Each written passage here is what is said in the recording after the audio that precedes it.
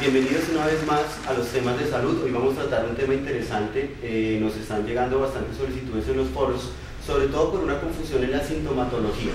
Para eso ubiquémonos primero en los trastornos de la primera infancia, la niñez y la adolescencia, y dentro de esto ubiquémonos en los trastornos generalizados del desarrollo. Ahí vamos a encontrar a Asperger y el autismo. Entonces comencemos por definir qué es el autismo, qué es el Asperger.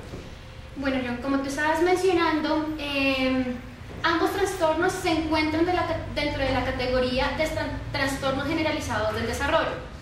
Estos trastornos se encuentran incluidos dentro del DSM-4 y el CIE-10.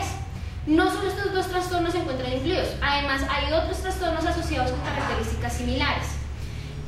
Básicamente, los trastornos se caracterizan por una alteración en las relaciones sociales, en la forma de comunicación y en un repertorio de conductas repetitivas, estereotipadas y restrictivas.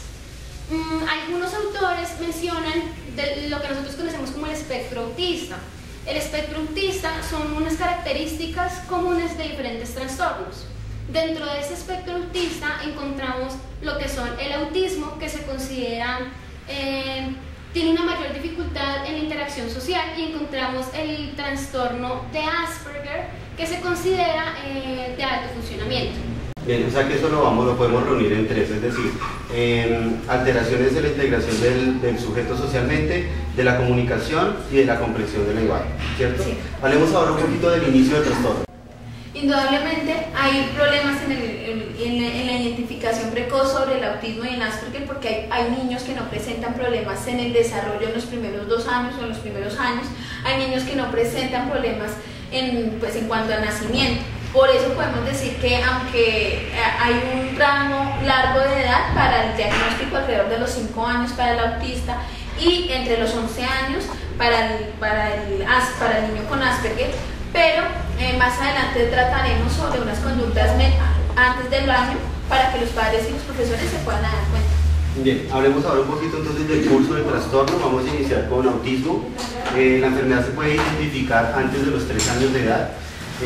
Ya en el preescolar entonces podemos encontrar una sintomatología más fuerte, más fácilmente detectable.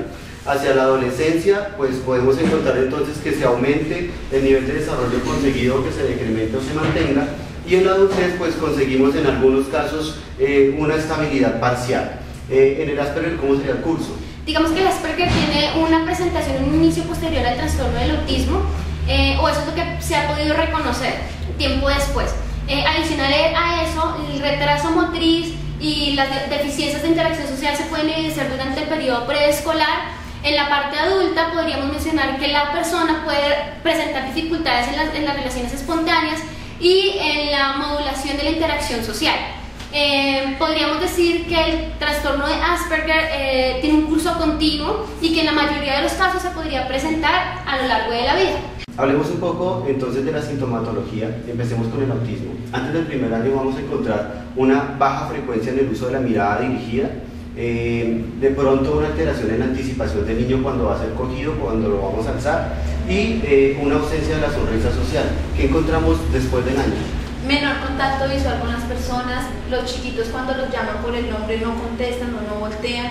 Cuando hay estímulos auditivos no responden de la manera adecuada. Cuando un niño o una persona adulta muestra algo, lo normal es que la persona voltee y mire, el niño no hace eso. Además no balbucea como un contacto con el adulto, no hace eso. Y en cuanto a la sintomatología del Asperger, bueno, podemos encontrar síntomas parecidos o similares al autismo. Adicional a eso, encontramos que, digamos, no hay un retraso significativo dentro del lenguaje, dentro de desarrollo cognitivo, tampoco dentro de las habilidades de autoayuda propias de su edad, pero sí encontramos un deterioro clínicamente significativo en lo que tiene que ver con actividades sociales. Bueno, en cuanto a este tema podemos hablar también que los niños presentan problemas cuando juegan al amigo imaginario o algo así con los otros niños. ¿Por qué? Porque a ellos les cuesta entender el sentido del juego para los otros niños, mientras que por eso mismo el niño se aísla y prefiere aislarse y no jugar con los otros niños. Perfecto. en la comorbilidad que podemos encontrar. Ok, en cuanto a esto podemos decir que los chiquitos presentan ansiedad, estrés, fobias específicas o fobias sociales.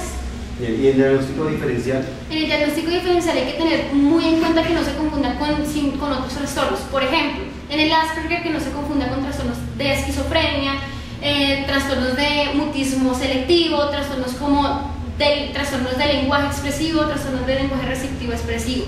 ¿Listo? Y en el caso del Asperger, que no se confunda igualmente con trastornos esquizofrénicos o con trastornos obsesivo-compulsivos o con trastornos, por ejemplo, como personalidad esquizoide.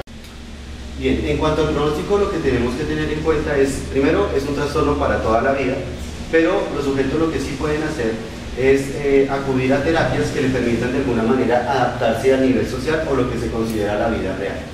En la etiología, ¿qué encontramos? Bueno, en cuanto a eso podemos decir que hay varias teorías. Una de las teorías más importantes, porque tiene más corte empírico o experimental, es la teoría genetista, donde hay un cromosoma que causa o un gen que causa el autismo, o en caso de heredabilidad en Asperger hay otros tipos como obsteticias o problemas en cuanto al prenatales. Bien, como nos damos cuenta entonces ya el proceso de evaluación pues será un proceso muy complejo, se deben tener en cuenta casi que toda la historia del sujeto, la historia prenatal, la historia del embarazo, la historia de la mamá, la historia médica de él y de su familia, cómo le ha ido en la educación, todo este tipo de desarrollo. Además, ¿qué tipo de evaluaciones encontramos para este tema? El diagnóstico diferencial es muy importante dentro de la evaluación. La aplicación de herramientas, tenemos el chat que permite, de acuerdo a los estudios, determinar a una temprana edad el trastorno de autismo, por ejemplo, y tenemos también evaluación psicológica por observación, donde el psicólogo evalúa aspectos como la interacción social, como la comunicación, como juegos, como conductas inadecuadas o repetitivas. Bien, entonces muchas gracias, hemos terminado el tema, los esperamos en una próxima edición.